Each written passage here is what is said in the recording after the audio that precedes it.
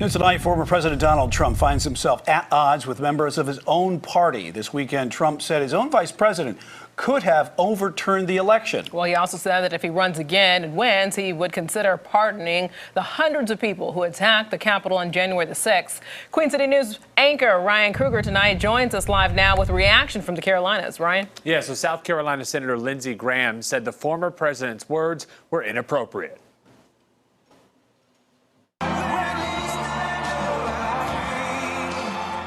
Former President Trump once again speaking in front of packed crowds, this time in Texas over the weekend.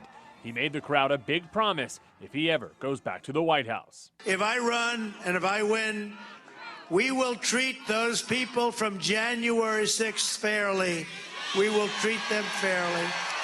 And if it requires pardons, we will give them pardons. Appearing on CBS's Face the Nation on Sunday, South Carolina Senator Lindsey Graham said he doesn't want to send any sort of signal that attacking the Capitol was okay. I think it's inappropriate.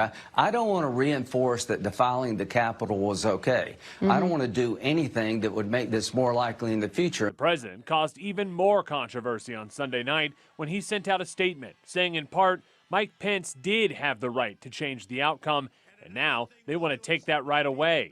Unfortunately, he didn't exercise that power. He could have overturned the election. I reached out to several Republican lawmakers from the Carolinas. Only Senator Lindsey Graham's office got back to me, telling me that Graham voted to certify the election. It's the first time that the former president has said his goal was, in fact, to overturn the election. This hasn't happened to all of the other atrocities that took place recently. Nothing like this has happened. Now, the former president was speaking out against a bill that would clarify that the vice president cannot overturn an election. In fact, North Carolina Senator Thom Tillis is a co-sponsor of that bill. Brian? Well, Ryan, former President Trump is also calling for protests if prosecutors, quote, do anything illegal into their investigations into him and his businesses. And this comes as the walls are closing in on the former president with several civil and criminal investigations ongoing about his time in office.